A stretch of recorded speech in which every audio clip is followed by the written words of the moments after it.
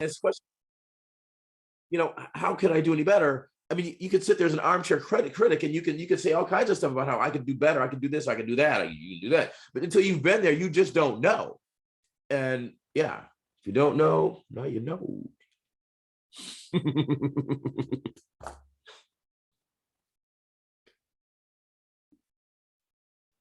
All right, that's converting.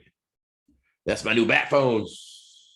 Works pretty well. I didn't go all out for the pro model this time with the third lens. It's bigger. I don't need a big camera. I don't like that shit, man. I don't want a phablet, man. That's gay. It's just, I use my phablet. Oh wait, now they got to come at me for being like, homophobic and shit. Like, it's like, what else can you say? You know what I mean? Unbelievable. Do I do it? God, good, God. So let's let me continue on with this. Ms. Haze.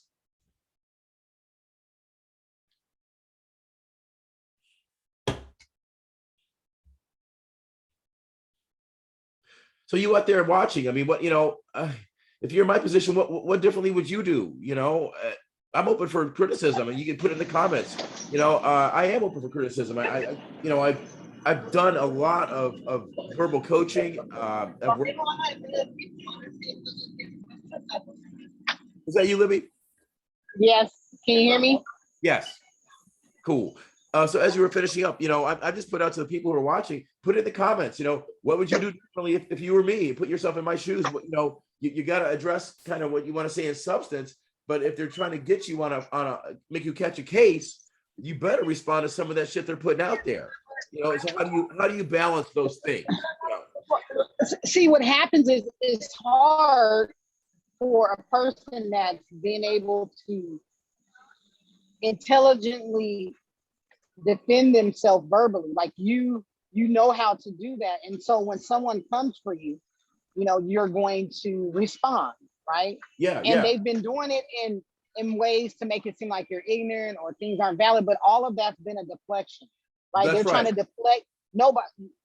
Okay, Paula, you sent, she addressed you about, okay, you're attacking Ollie. Well, what about the other issue, right? Peter, he addressed you about Ollie. What about the other issue, right? What about the real issues, right? And my cousin wrote in just now. Let me just tell you, I can read this on the screen. My cousin wrote in just now, and she said, Paula knew what you meant. She just put that out there as a smoke screen to deter you. Exactly. Everybody can see that, right? Exactly. That's exactly what that is. And so, but wait. She wrote back. Wait, she kept writing. She said, you are being attacked. You have to defend yourself. It's so sad when our own people are trying to tear us down, which is what they're accusing me of doing. I'm exposing corruption. If I'm doing something corrupt, then my black ass need to be torn down. Well, no, here's the thing. This is the thing. I feel like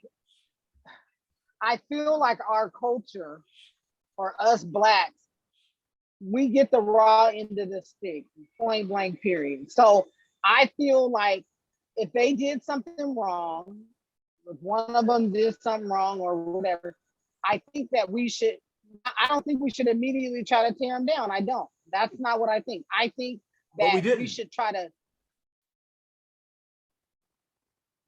Oh shit, I lost you. But we didn't. We waited. Hey Kevin, Libby was saying that, we shouldn't try to tear people down. My cousin was writing in saying that, they're trying to tear you down and all that. But so, and I said, well, if your ass is corrupt, you need to get torn down. But then Libby was saying, well, we shouldn't go right after to tear them down. And then I was saying that we didn't. We withheld this information. I had this information for the last year, or no, since we met him in February. And then, no. I had it before that. Then we re-met in face-to-face in February and discussed it with me, you, Sammy, and Aaron Barfield. Yes. Right. So I said on it. If I wanted to be ripping somebody down, I would have had that out there in the first place, but I didn't. Right. So exactly. And that's why I'm saying that, right? What I'm saying is you gave them an opportunity, right? Because I believe in that. Okay, I'm gonna go to my sister or my brother, you overcharging me. I'm not gonna go right for the juggler. I'm not gonna do it. Yeah, you're breaking up a little bit. You're breaking up a little bit. Okay. Okay, I'm gonna go to you and try to fix it. Or have you fix it. Correct the wrong, right? Because we already get the wrong to the deal. We're not perfect. You know what I'm saying? We get taken advantage of all the time. It doesn't matter. It doesn't matter. Yeah, and there were times when Jimmy, go ahead, I'm sorry. So what I'm saying is that, like, in response to your cousin, she's correct. They are coming for you, right? And you gave them an opportunity. This is just how I feel. I feel like you shouldn't, and that's what you did. You gave them an opportunity to fix all this, right? And they didn't do it. So now, if they're, you got to do what you got to do at that point. Right. Because you can't just stand by and let somebody do you and everybody else wrong, and you're not supposed to say anything, which saying something makes it seem like you're tearing them down, but you're just telling the truth. So it is what it is at this point. Yeah. And it's gonna be interesting on Friday to see if this thing goes forward, because like I say, the statute is very clear. It's unambiguous. It says if you don't get 5 days notice, the hearing shall be rescheduled. And so I should have even had to file a motion. So thus far, I'm going to sue her tomorrow. I'm waiting. I don't want to give them a bunch of what's in the lawsuit until, before that, even the initial hearing. I'll probably file it Friday morning, but I could do that. I don't have to file my lawsuit at any particular time. I'll file my lawsuit when I goddamn fucking feel like it. All right. I don't give a kitty when I file my lawsuit. So I'm not going to give them advance notice of what's in it. Fuck that. Before the hearing, I'll file it 10 minutes before the hearing. I'll have it all set to go and go, oh, This is crazy. This is so crazy because we should not, I can't believe that these Black folks are going against Black folks to defend a wrongdoing by a government agency. Right? Yeah. This is crazy. Yeah. This is crazy. This is I crazy. don't even know if it's even a government agency anymore, because they have changed their name to Liquor Cannabis Board instead of Washington State Liquor Cannabis Board. I don't even know what's up with that. So right. I missed that. I missed that. I've been a little bit busy. Tell us about that, Kevin. Well, I mean, it just says LCB. Their website is LCB. It's Liquor Cannabis Board. It says nothing of Washington State on those things. WSLCB anymore. It's LCB. And you know what? I've always called them the LCB. If you notice, I accidentally do that. Yeah. Because it used to be the Liquor Control Board. Yes. Or the Washington State Liquor Control Board. Right. So I was always used to calling it the LCB. Right. I think if I remember correctly, when I got my agent's card when he came in for the sales to a minor, I believe it had WLCB on it. Oh yeah, I'm pretty sure it did. Yeah, and that was what now, almost 3 years ago in October. Yeah, and just so people know, go ahead, Sandra. I'm sorry. No, I just said I think like that's when it had occurred, and that's when I got his card. Yeah, I see. And so now that agent again is John Jung, who has since quit the agency because of the corruption, and kind of he turncoated on them, and he's, I took his deposition live on Facebook, which they hated, but I took his deposition and he said, no, we don't have authority to do what we were doing. And that's exactly what they're saying now with the Miller-Nash report, with Cornell. This ain't dry either. And all of that. But the thing is, I said it, John Novak and I said it first, and John Novak is how I met you, Sandra, of course. And, yep. and John Novak is on we're co-plaintiffs in a lawsuit against LCB folks. John is on the side of the medical, saying that they're not. The argument there is that because they let the medical side be so deregulated that the strains are not good, and what you're doing is that it interrupts the relationship between the doctor and patient. Doctor and patient. That's basically a Roe v. Wade argument. Okay, I know because I researched it. All right, so, but of course Roe v. Wade is subject in some ways too. But that's the underlying thing there. Your doctor's trying to help you, but you can't get help because the product out there, you don't have consistent strains. you don't have the quality that was supposed to be there under 5052. And they know this. And so much as they try to rag on us, John Novak and I are busy. We put forth our suggestions to them because their suggestions were whack. And it's time for me to circle back on that now, because we had asked the lawyer, John Patel, when are we going to hear back from you guys regarding our recommendations? We haven't heard boo in a while. Time to circle back on that, right? Meanwhile, it's like, hey, Mr. King, over here, while we're trying to, use our people to get you on the hot seat, we're not going to do anything with the case. We got to let it sit over here. No, dude, I don't forget things.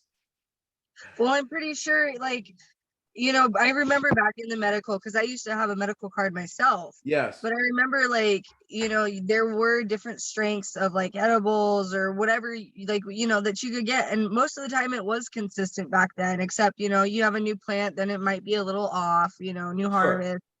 But now, from what I remember, when I used to work in the industry, the only thing a medical card did for you was give you, I think, at least at my shop, 10% off. Yeah. And you got 3 times the amount as a regular non-prescription patient. Okay. To me, that was the only thing. And I think you might have gotten, but that's not on a bud tender's end to know. So, really, what's the benefit now? Because you can't get anything that would be medical strength. Shit, you can't even get an edible that's more than 100 milligrams unless you buy an RSO, syringe. Because then, that's concentrated plant matter. Interesting. So I'm kind of ignorant on that. Why am I signing the next? Yeah, I'm ignorant on that. So Kevin, could you tell us a bit more about that? You own the shop. I mean, what's your thoughts on that? I'm ignorant. I mean, from the inside looking out, I mean, there was more attention to detail on the on the quality of the product.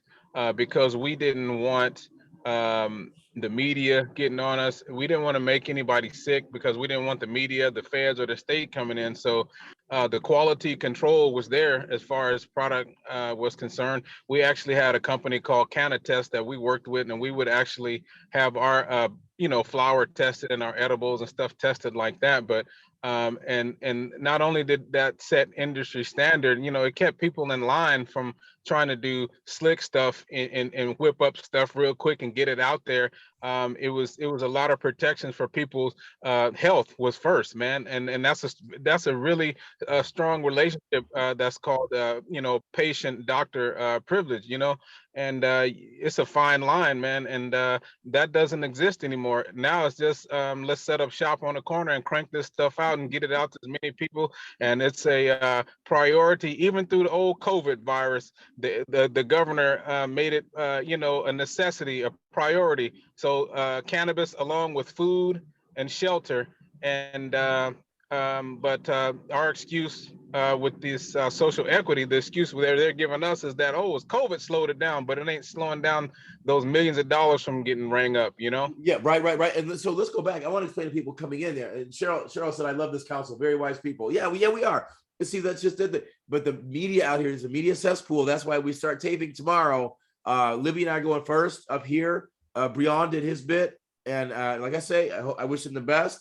And so we'll start this week with 3 of us, and then Kevin, we'll get you next week. Senjo, you're in line too, and there's gonna be a bunch of people interviewed. And by the way, my detractors are fully welcome to come and speak too. That's how I am. I'm open. So Aaron, Aaron, I'm gonna call Aaron a detractor. I think he's the only honest one out of the fucking bunch. But I wouldn't. Anybody can come. I mean, right now, Brianna and I, we got beef. But I still want him to get his shit. That's it. So I don't care if you got beef with me. Bring your ass on the show and put your viewpoint out there. Peter Manning, Mike Asai, whatever, because they used to come on the board meetings and trash talk me, but now they realize that's not a good approach, because when they do that, then I come back and I show them where they're wrong. So they're like, no, that's not the move anymore. We're just ignoring him. Maybe he'll go away, or he'll get this restraining order against him, or some shit like that. But little nigga, just go away.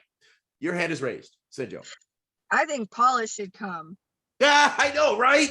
So Paula, you should come to this meeting, please. You should be a part of this. Explain how you were scared by Mr. King. You know? Yes, Like, I would hey. like to hear this, and so would many other people. I think you're just scared of your own shadow. Yeah. Hey, Chris, you made a point earlier when you say you may have ruffled some feathers when you did Agent Jung's former Agent Jung's deposition live on Facebook. I think that's why nowadays that you're staring down the barrel of a smoking gun, man. I think that might be the reason. You took one of their own from the inside, told the shit on them, and you're the guy that hosted it. So Yeah. that's probably where a lot of this backlash is coming from, man. Right. Yeah. Omari You know? Salisbury didn't do it. Right. I've been on Omari's show once. Listen, Omari has a very important place in media. Okay. But Omari, he can't touch what I'm doing, and he don't want to touch what I'm doing. All right. He's getting his Emmys. He's doing his thing over there. But you know what? Somebody said the other day, he's still working for the government. All right. Hey, Sinjo, your hand's raised. So about Agent Jung, to like what you were saying, Kevin, is I think he was probably one of the people in there that like actually had morals and like kind of gave a shit about what he was doing, only because like when my like the exact time my incident was happening, like when I had my interaction with him, like one of the things I said out of my mouth, because I know how protocol works, like when you sell to a minor, is you get let go or fired from the shop immediately. Like that's it. And the other coworker I was working with at the time, she was like, well, what's going to happen to me? Like I checked the ID like as a secondary, blah, blah, blah. And I was like, nothing will happen to you. You'll probably get questioned. I'm going to be the one who's in trouble because I actually did it. And he was like, and I said, I was like, I'm going to get fired for this. I know this. And he goes, no, he goes, if anything, I don't want you to get fired. He goes, this is just a lesson learned, you know, but it was in that stance of like, I see you caring, but you don't know my company's policy, you know? And I don't know that it was just one of those instances where like, you could kind of tell he had the morals about it. Yeah. He didn't want to go and like screw anybody's life up. He just kind of wanted to, I guess, do his job, even though he kind of did it in the wrong way by like prosecuting me or going after me. Well, and also you got to remember, he's from a background. He was with something much bigger than these podunk tools. He was with Homeland Security. Yeah. Right. I mean, that was a good deposition, I will say, Kevin. That was Chris. That was a good one. Chris. Shinjo. Chris. What? Chris. What's up? That's okay. I know. I do the same shit too. I call Libby. I call her Libby Shelton, and it's like that's it. And Kevin's like, dude, I'm gonna have to have my wife gonna have a word with you, brother, because we're gonna have some problems. Man, I told you I knew the only other person I ever met in life named Libby was a 79-year-old white woman that carried a 357 Magnum that I worked with in the medical company, PSS, Baxter Healthcare in Oklahoma in the 90s. And yeah, man, that's crazy. Nice. You know, a 357 has some kick, dude. It's not like, I think a 45 ACP has more kick than a 357 Magnum. I think they're about the same. Yeah, but they're about the same. I think 357 got more velocity though. Yeah, it may have. Yeah, I'm not up on my stats, but either one of them will stop your ass. Sit on your pants pockets. Trust me. No doubt. Hey, you know, are we live on Facebook? Oh yeah, we're live. When are we not live on Facebook with these things? Okay. Yeah, right. Second half on Facebook. We're on the new bat phone. Yeah, right? when Facebook wants to, Facebook wants to kick them off, that's when. Yeah, that's when we're not live on.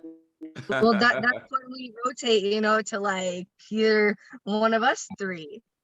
No doubt. Yeah, I thought. Did anybody else pay attention? Did anybody else pay attention to Peter Manning and Mike Asaya, how eloquent and not argumentative and not caping for Ollie Garrett and protecting Ollie Garrett were today? Anybody? Did you guys? She I lost. somewhat noticed it.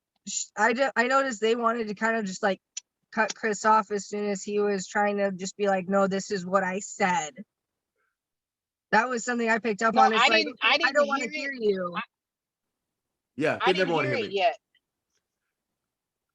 What, Libby? I didn't. Yeah, no, So I that was was the answering. video we first watched. We just watched it. Well, evidently I didn't see it. It's when I thought you cut us off. Oh. No, it was before that. Okay, It was listen. the video where Ollie was sitting there like this, all powdered Good. in their white sweater. Sinjo, we're talking about Peter. He didn't. Right. My bad. We did not watch Peter. My bad. Sorry, guys. I was sorry. Mike I was gonna aside. say I'm really off. Yeah. Okay. Yeah, I'm really off my game here. I'm usually. I was gonna say. Yeah. No. Sorry. Make your comment again, Kevin, so that we can all be on one accord here. Yes. Rewind. Well, it was a totally different Peter Manning and Mike aside today. They didn't come out and protect Ollie Garrett and make it about everything about Ollie Garrett. They were really articulate, and they talked about like some zoning and public safety type of deals, and they touched on the community just a little bit. But it seemed like they were groomed a little bit different today. Yeah, they were groomed not to attack me, because attacking me last time did not turn out well for them. It really didn't. And regardless of what our friend and critic said, I had to go back at them with that. That's what you got to counter it, man. Until I get them out from under this case, I have to counter their bullshit to some extent. All right. But the other thing they brought up, guys, what we mentioned earlier, is that there is no racial classifications being used in the so-called equity thing now. And there's clearly a compelling governmental interest, as we said earlier at the outset in the first segment, because Kevin's lawyer said that their policies at LCB had a disparate impact on minorities. There's no question about that. And what they're doing now is shameful, not to use race as a suspect classification going forward into this thing. And so meanwhile, like I say, they have to try to discredit me since I'm the only one out here with the civil rights knowledge. My knowledge is on an even basis with any of the lawyers who are busy doing the crafting of all this. That's what I did. I learned from the best. And so, I'm not tooting my own horn. I'm exposing and explaining my qualifications. And that's what you're supposed to do, nigga. Shit. I work for that shit. God damn it. Well, what it is that you're not the only one with the knowledge, but you're the only one that's willing to stand up for justice for folks. You're putting yourself out. You're going out on a limb, and it's so in doing so, you're being questioned on your level of intelligence, right? Yeah. So you got to say, okay, yeah, I got this and that, but it doesn't. You don't even. You don't even have to be intelligent. A blind man can see what's going on. Right. It just, but because that's what they'll do, they'll try to make it seem like you don't know what you're talking about, or you don't know what you're doing, or you're not making any sense. That's why you defend that. Say, listen, I'm not no dummy here. I know what's going on. I'm educated. Right. And I can articulate what needs to be said and done in this case. And so that's why it feels like you're tuning your horn. Right. But I have to say this. Listen, the critic, the person that told you that. Yeah. You got to still take heed to what they're saying. Yes. Because I've mentioned this a long time ago. I noticed ever since I came on that it's been these attacks and like, oh, you said this, or you talked about Jew, you talked about this. And I'm thinking like, what the heck's going on? Where's the part where some Black folks was done wrong, cheated out of their licenses? Yep. Nobody has anything to say about that. That's the big deal. I know. The big deal is, right? And so that's the part, right? Yeah, so that's why they come for you. I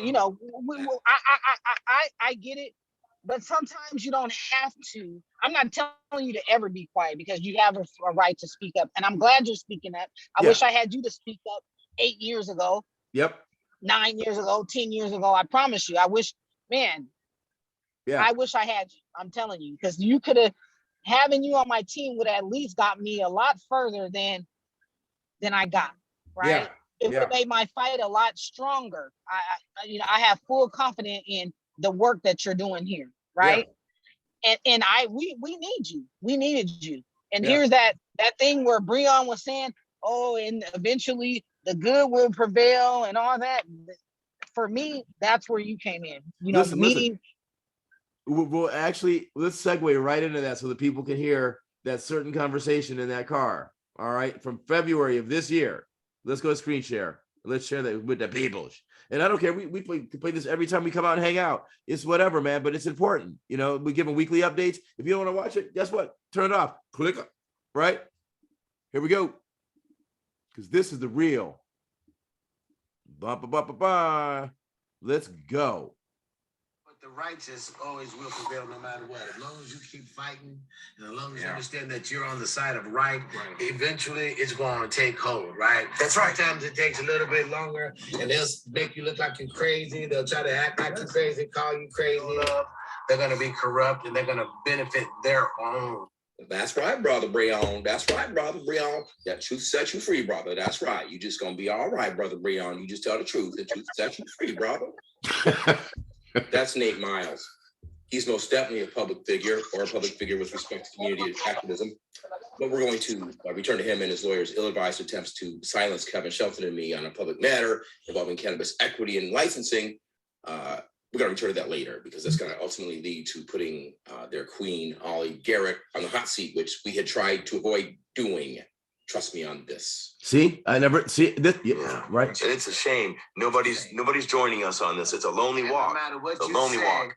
yeah, but the righteous always will prevail no matter what. As long as you keep fighting and as long as you understand that you're on the side of right, eventually it's going to take hold, right? That's right. Sometimes it takes a little bit longer and they'll make you look like you're crazy. They'll try to act like you're crazy, call you crazy, all these different names. But when it comes down to it, they're the ones in the wrong. That's why they trying to make everybody else look so bad, right? It's because they're in the wrong. And when they're in the wrong, that's what they do. Advocacy is tough, folks. That's what Breon. All right, so I'm not getting to that point, you know, because that's a point of So contention. can I say something real quick? Yeah, you can say something whatever you want to. He just defended everything that they come at you with. He just said it. They'll make you look like you're crazy. They'll say you're crazy. They'll make you look like something's wrong with you, try to make you look so bad. He said this. When was that video taken? Right before not long before things changed. And I'm going to talk about this with you know, because I'm a man and I'm going to talk about it. It wasn't long after that he was instructed by Paula Sardinas to talk to Kevin. And I'll let Kevin tell a story because I don't want to put words in his mouth. So Kevin, tell a story. I was told that I was called by Breon and told that anybody associated with Chris or mention Chris's name ain't gonna get a license. But to give Paula Sardinas a call, and he forwarded me her phone number, got it on record, text message on record, and that I need to talk to her, but do not mention Chris King's name at all. If I mention Chris, they ain't gonna deal with me, period. So I took his advice and I gave her a call, and a very well-spoken young man, you know, and left her a very kind, welcoming message, and I never heard from her. And her reply to Chris later on was, "I'm not obliged to talk to anybody." That's I didn't ask. Was it reply? Wasn't it reply? Like, I don't have to reply to anybody. She said, I'm not obliged to return anybody's call. Yeah. Yeah. And like, wait a minute. You see, the difference is Brianna and we broke up. All right. No bromance with him, but bromance and friendship, all this stuff with all y'all is still there. Because see, Kevin kept appearing on my show. And that he had not, you know, severed ties with me. So therefore I was persona non grata. And that all shows up. Oh, one more key thing about this, guys. This all shows up. I was persona non grata. And so Kevin's associated with me, no haps. But in her stupid ass declaration that her lawyer signed off on, she lied. And this is a key thing I'm gonna get her on. She said, and listen, Kevin, you're part of this too. She said that she called Sami Saad. This is when she texted and wrote Sami Saad. It was the day after. Remember that cease and desist we saw about 8 miles on the 29th of April? Around the same time, the day after is when, and I told him to go pound sand. The day after, she's like, oh shit, we can't shut him up that way. Then she calls Sami Saad. And she's on the phone with Sammy, which we'll have Kevin explain that real quick. But in her statement to the court, she said she called a friend, Sammy, because I was like harassing him. And Kevin, you were on the phone with Sammy today. What did Sammy say about that? Man, he said no dice. You weren't harassing or threatening him. You're Right. going to bat for. You're going to bat for him, man. Right. And she was trying to pull him away from us to bring him over to Black Excellence, where her friend's partner is the guy that stole all this money. Okay.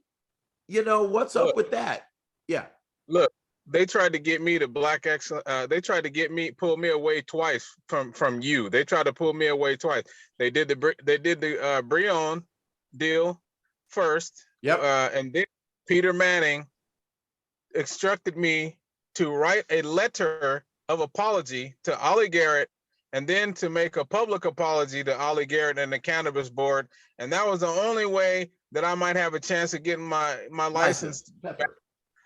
Yeah. Yeah. And go ahead and perjure myself and take back everything that I just told this man, Peter Manning, was the truth. I told him, I was like, man, I'm telling the truth. Why would I do that? I'm telling you, you're going to have to write a letter. You're going to have to sit down. You're going to have to write a letter, apology letter. And then you can join Black Excellence in Cannabis. I vetted your case, brother. I vetted your case. And it looks good. You have a great case, but yeah, man, you're gonna have to write it better. You know, and your impressions are so good. Go ahead. Yeah. You should go to Hollywood, dude. Your impressions are fucking great, man. Wait, do the Nate Miles one. All right, brother. Everything gonna be all right. Just get the letter off to Ollie, okay? And I'll be back in touch, brother. Okay. All right. God bless. And wait, wasn't there a communication too where Chris Bennett was part of this, Seattle Medium? Chris Bennett had sold a piece of property. He was going to be the financier. So you're going to give up 49% to Nate Miles' daughter. Then Chris Bennett was part of this too. He was, remember that part? And then your soon-to-be ex-father-in-law, Thomas James, had said the stage is set, everything's all good. And then he got greedy. And what did he say? I need $1 million off the top before you pay anybody, before you pay taxes, before you feed your children, before you do anything. I put $1 million team together, $1 million worth of weight. All these people I put together. I need $1 million off the top, or I need one of the 3 licenses you're requesting from the Cannabis Board. Either or, for my retirement. Right. And meanwhile, what about your? I remember I was talking on the chair one night, and I was like, man, what about Kevin's special needs son, nigga? What about that? You know, doesn't he come first? He comes before you. He comes before, well, equal with your wife. You know, that's what comes first, dude. Not your black ass. That's ridiculous. Yeah. You know? Yeah. God, honestly, I tell you right now, if somebody was, if I saw a car bearing down on Pepper, I'll step out front of that fucking car, goddammit. That's a dog. You know? Jesus. His mother. So then you know what it's like to be a parent. Well, yeah, I had a dog murdered. Oh my God. My girlfriend and I and the other dog, we shit for a fucking month and a half straight all day. We couldn't. Yeah, well, I don't know about if I know somebody do something. I don't know if I would. You did a good job. That means you're not dangerous.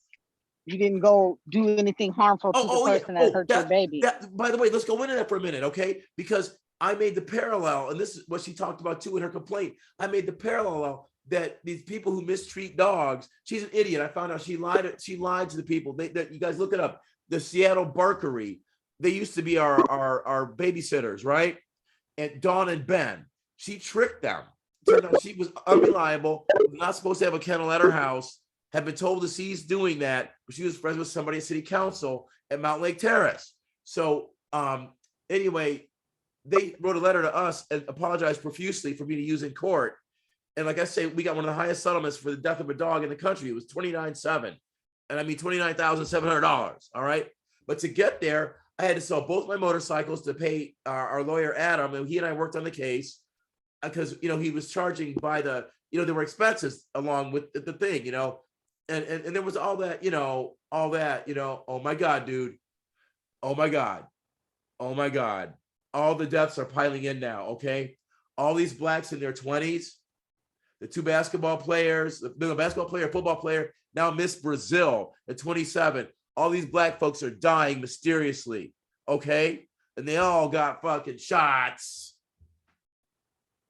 Now, look, I'm just saying, this ain't no Len Bias shit. These guys ain't blowing rails, all right? Oh, Yeah. Len Bias was railroad tracks, boy. Yeah, he lined them up. But this ain't what's happening right now. No. Yeah, pretty odd. You know, we're dealing with a bunch of dark forces, man. You know, Oh, it's these heavy.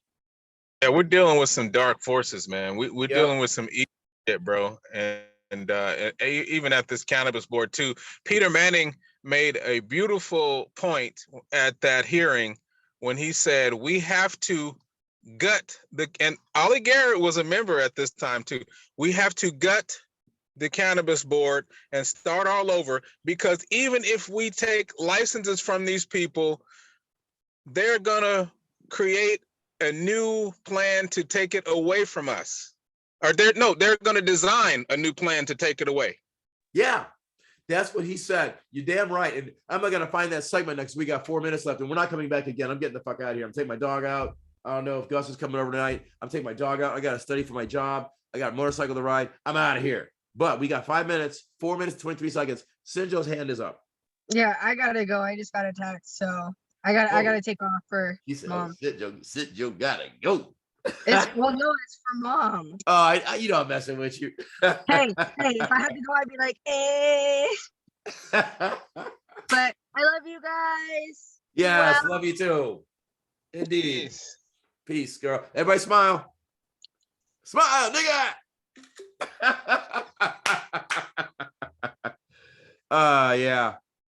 Yeah, that's Sinjo. She honorary black. We're all field Negroes, and that's really the story, guys. We're field Negroes. We're not supposed to have this kind of knowledge. We're not supposed to be, fighting back. We're supposed to take what Massa gives us, and that's exactly what Peter was saying 18 months ago. Was all about the chicken and the Massa Inslee giving us a piece of chicken while the white folks been eating steak off the for 18 months ago, nigga, and now you done turned around and trying to talk me down and say that you had no relationship with me. Shut up. The governor's using our paperwork as a coaster to sit his cup on. That's exactly what he said in his own writing, and that's chicken. No, he said no. This is what he said. It sticks in my head. He said soda pop can. That's what he said. He said he uses our for a soda pop can. That's worse than a cup.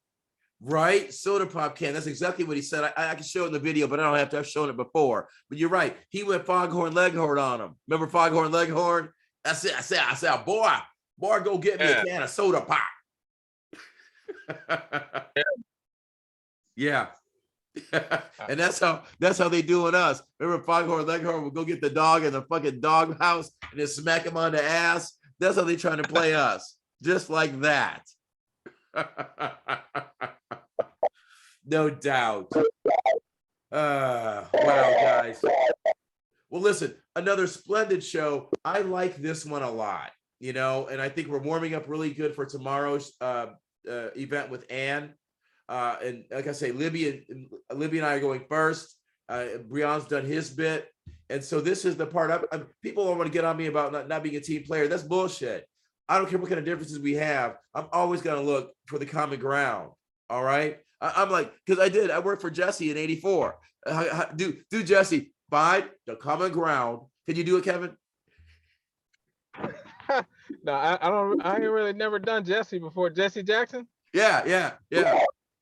I never really done Jesse before. He's got a little bit of a gravelly voice. It's a sweet voice, but it's a little gravelly though. And it kind of has like I can't describe it, but yeah, he would define the common ground. With Rainbow Coalition. I still have my Rainbow Coalition button. I can tell you how he looked when Obama won the presidency, when he was biting his finger. Yeah. I know, right?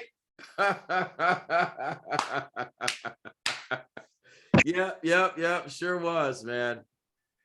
Ah, God. But it's funny, my life in this all being like, I've never, Paula worked for major presidents. I never got to that level. I worked for the candidates as a field scout, dividing the dirt.